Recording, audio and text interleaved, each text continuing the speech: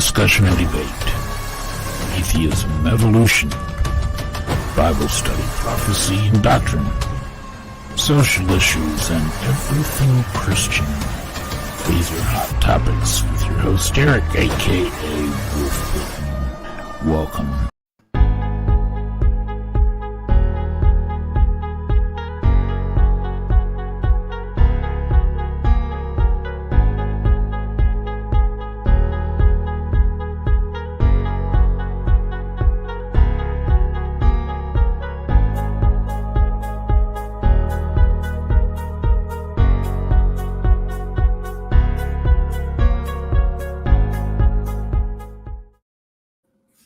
Hello, God bless you. This is Eric, aka Wolfbitten, and this is Hot Topics.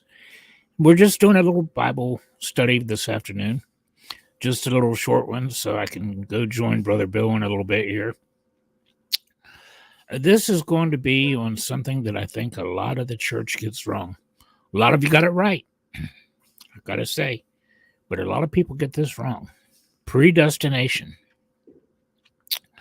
What is be predestined? You know, there's a lot of people out here that believe that God literally predestines some people to go to hell. A lot of people believe that.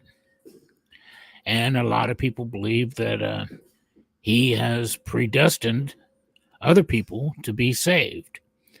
And so he creates this huge mass of people.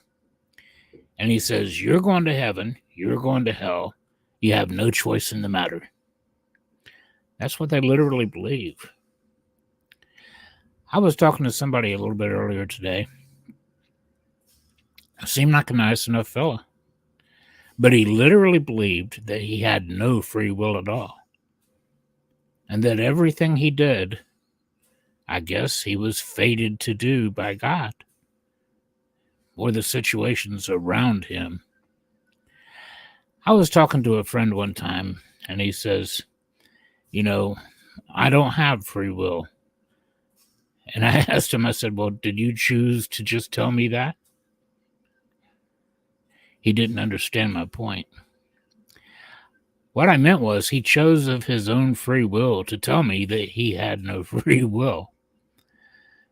But he tried to say, well, my circumstances determine that I don't have a free will. They push me into whatever I'm going to choose. And he said, for instance, I'm not a very attractive man. And I didn't have a lot of choices on who I was going to marry. So I thought to myself, you know, what a shame that people like this feel like they're a slave to their circumstances. That they have no free will. They have no choice in the matter of anything. They just gotta go with the flow. They say, well, yeah, I can make a choice, but I'm very limited on my choice. Well, yeah, but you could choose not to do something too. You can choose to try to be a better person. You can change your circumstances. We don't have to be slaves to our circumstances. We don't have to be slaves to our surroundings. We don't have to be slaves to the will of other people and spirits around us. We have a free choice in everything that we're going to do. I chose to do this little Bible study this afternoon. I could have chose any time, but I wanted to share with my brother Bill later on. So I chose to do it a little bit early to get it done. So, you see, we all have choices, and we don't have to be slaves to these choices. Now, what is predestination? What is foreknowledge? And what is free will? The scripture says that we are supposed to choose this day who we're going to serve. As for me and my house, we're going to serve the Lord, it says. Now, if we're supposed to choose this day what we're doing, that this means that we can choose every moment what we're doing. We can choose every second what we are or are not going to do, every second of every day. As a matter of fact, you're here right now because of every choice that you have ever made from the time you were born to now. No matter where we are, no matter what we're doing, it is through the conscious choices that we have made that we are doing what we're doing this very moment. Through every choice, everything you did today was your choice, your free will choice. So,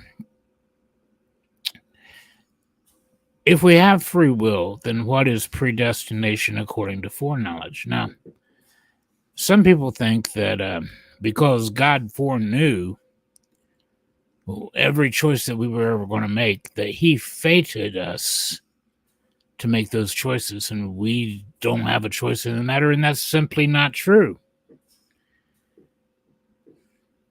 Just because God foreknew the choices that we were going to make, this does not mean that God made those choices for us. Surely, as I sit here, or I could choose to stand, but surely as I sit here, I have chosen to do so. Surely as I'm speaking, I'm choosing every word. So, did God cause me to do that? No. Did he foreknow that I was going to do this? Yes. But that does not mean that he made those choices, because, you see, we're responsible for our own choices. We are responsible for our obedience or our disobedience. If God was responsible for our disobedience, then how could he punish us for it? He couldn't. He's a just God. If God's responsible for our good choices, how could he reward us for it? I mean, really. Sure, God draws us, but yet and still God draws all mankind. Jesus said, if I be lifted up, I will draw all men to me. So why are some saved and some not? It's because of the choices they make. And God's foreknowledge of our choices does not mean that he made those choices for us. So, now let's look at what is predestination according to his foreknowledge. Well, God explains this in the book of Romans. It's no big mystery. If you believe God is all-knowing, and I'm sure most of us do, then we have to believe that in any situation in our life, God could have put us in any time, in any geographical location, and put us into any family in the world, in the history of this world. He could have put us in any of them, but he chose now.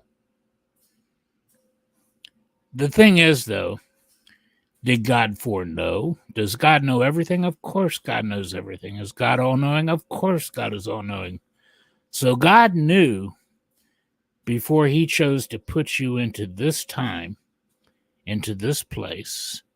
He foreknew every decision you could possibly ever make, no matter where in time he puts you, no matter what geographical location he puts you in, and no matter what family he lets you come from. He knew each and every situation you would ever encounter and each and every decision you would ever make. So, what's this mean? This means it's very, very simple. God chose you for this time. God predestined to put you into this time, into this geographical location,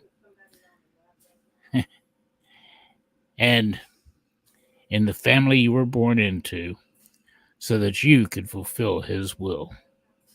You were predestined to live in this time because God chose to put you in this time period, in this geographical location that you're in, so that you could play a part in the end time, so that you could be a part of his will in the end. You're a part of his plan. You're a chosen part of this plan. He chose to put you in this time. because he foreknew what you would do. And this is what you've been groomed to do. He knows the people you're going to run across. He's crossing your paths because he knew the decisions you would make. So there you go, short and sweet. We are predestined according to his foreknowledge. God bless you all. I love you all. This is Eric, a.k.a. Wolf Bitten, and we are out.